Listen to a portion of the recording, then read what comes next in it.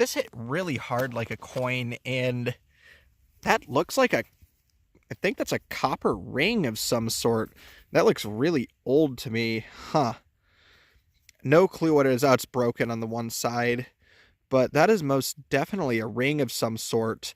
I'm going to go ahead and clean this up and loop you back in. But before I do, I'll just show you the one other interesting thing I've found so far. And that is this bottle opener that's super, super rusted. I'm in a public park today, so hopefully we'll find something else. But I'm going to go ahead and clean this ring up, and I'll loop you back in. So just an update on the ring. I was hoping I'd see a back mark, but it is just far too dirty to get anything off of it. So I'll have to clean this one up and show you in the wrap up. And if I do get a back mark on it, I'll throw up a picture for you, but in the pouch it'll go. Let's see if we get something else. So I just pulled up an iffy high tone, and I got a little surprise in the hole. That's a marble, and I can already tell that's going to be a vintage, and I'm pretty sure if I can get this all cleaned up, that to me looks like a Vitro Phantom Conqueror with a red patch on it. It's a little bit tough to see through the camera, but yeah, oh yeah, definitely a Phantom Conqueror. That is an awesome find though, so I'm gonna fish out whatever this high tone is, and if it's anything good, I'll loop you back in. So I just plucked up a pretty shallow coin, and I actually see wheat ears on the back of that. That is going to be my first wheat penny of the day. I think that's a wheat penny at least. Oh yeah, most definitely. And it looks a little bit on the worn side. Actually, that is a very worn wheat penny. So hopefully we'll have a pretty old date on this one. Looks like it's a 1919 with an S mint mark, it looks like. So that is a really good find. I'll take it. Let's see if we get something else. All right, so I just pulled another coin here that looks a little bit green, so could be a little bit older. Maybe a wheat penny? That's tough. Yeah, that's definitely a wheat penny. Another really green one too. Maybe another older date. That is super crusty, so I'm going to go ahead and turn the camera off and clean this up, and I'll loop you back in. So this one was down in some gravel, so it's a little bit tough to see, but it's either a 1920 or a 1929, and it is in pretty rough shape, but that's still a wheat penny, so I'll take it. Let's see if we get something else. So here's an interesting piece here.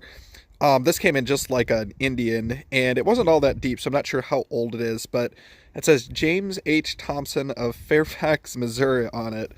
And I'm not entirely sure what it came off of, but it's an interesting find nonetheless. I'll take it. Let's see if we get something else. So I am out today with Ted, and these are my finds so far. Just a couple of buckles. They're iron that were in the same hole, but he says he's got something good. I got a coin. I don't think it's good. You said you thought it was something. I thought it was junk. That is a coin right there. I'm going to fix my knee pads to kneel down, and that's pretty green. What is that? I don't know. I feel like it's got to be an Indian. Oh, you hit that real good. I know. Yeah, it's really crusty. We're going to go ahead and clean this up, and when there's any detail, I'll loop you in. Well, here's that mystery coin. We thought it was going to be an Indian, but it's a 1920-something wheat penny. So, still an old coin, though. I'll take it. Let's see if we get something else. So, I just popped out what appears to be a spoon from way down there. There's your pinpointer for scale. It was down there quite a bit, but looks like a nickel silver probably, and a little bit bent up. So, I'm going to go ahead and straighten this out and clean it up, and I'll loop you back in. So, here's the spoon all cleaned up. It's going to be tough to see with the angle, but there is quite a bit of fancy on it, and I was right. If I flip that over, again, might be a little bit tough to see, but it says nickel silver down on the logo, and then there's a little bit more fancy on the back, but I will take a spoon. I've never been to the spot and not found a spoon, so the streak is alive. Let's see if we get something else. So it looks like the silverware theme is going to continue. I've got an iron knife handle here. Nothing too crazy, but Ted has got something really cool that he wants to show me. So when I eventually make my way over to him, I'll loop you in. But a knife's a cool find. I'll take it. Let's see if we get something else.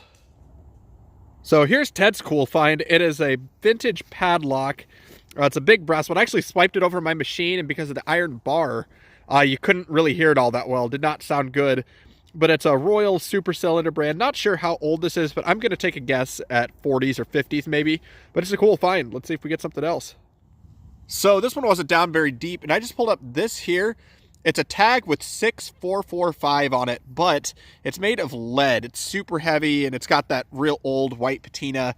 So I'm going to take a wild guess that this is probably some variant of a bale seal or something like that. Probably turn of the century, but it's a really cool find. I'll take it. Let's see if we get something else. So this was a little bit deep. This was a very iffy low tone, even lower than a nickel. Looks like some sort of pendant of some kind. I'm guessing brass. Doesn't seem to be much on this side. Oh, that is neat. It's got a lot of silver plate on the front with what looks like a dove of some kind. That's a really cool find, though. I'll take it. Let's see if we get something else. So, just an update on that little pendant. It's going to be tough to see, but it says silver filled. So that means the front of this is going to be silver. So that is my first silver for 2021. So I'll take it. Let's see if we get something else. So I just pulled up this bit here. It's not old by any means, but it's a Wolf Scout slide. So it's a little bit more interesting than some of the other modern stuff I've been finding, like all the can slaw and pull tabs. But I'll take it. Let's see if we get something else. So this was an interesting spill. This is most definitely modern. It's just pot metal that was plated, but I think this is some sort of like little charms off of maybe a bracelet or a necklace or something like that. We got an elephant, a flower, and a bee, so it's a little more interesting than some of the other modern stuff I've been finding, so I'll take it. Let's see if we get something else. Hey everybody, Bug Eater back with another wrap up. So sadly, this may be it for a little bit because Omaha has gotten just dumped on over again with snow. And it's just been very tough to find thawed ground to hunt. But hopefully soon I will be back out. I know once it thaws out, Ted and I do have a trip to Kansas planned for the future. But here's my take from the hunts. I got this Wolf Scout slide as well as a tag with the name James H. Thompson from Fairfax, Missouri on it. Not sure what that came off of. I could never find a record. I got some pieces to a charm bracelet. And then Ted found this cool padlock here that he didn't want, so I took it off his hands. And then I got into a couple old pieces of silverware. I got a really mangled nickel silver spoon with some Nancy on it, a super rusted out iron knife, and then I got a pair of buckles. These were in a spill with each other, probably off of a backpack or something like that. An iron bottle opener. This was a really cool one, even though it's super rusted, because these just do not come up very often. And then onto some of the smaller relics. I got this 6445 tag made of lead. Not sure what it came off of, but I'd assume it's probably something similar to a bale seal. I got a copper ring, which sadly there was no back mark in the middle as that falls to the floor. And then while I pick that up, I will show you the marble I found. It is a Vitro Phantom Conqueror, and that dates back to the 40s. And then here's that ring one more time, just a closer look. I got onto a pair of wheat pennies, a 1929 and a 1919 S, and then my one piece of silver, or half silver, you may call it, because it is silver clad with what I believe is nickel. And then on the back of this, it's going to be tough to see, but it says silver filled. So not 100% silver, but still a really cool find nonetheless. But that was my hunt, guys. Thanks again for coming along. As always, please like, comment, and subscribe. And this is Bug Eater, signing out.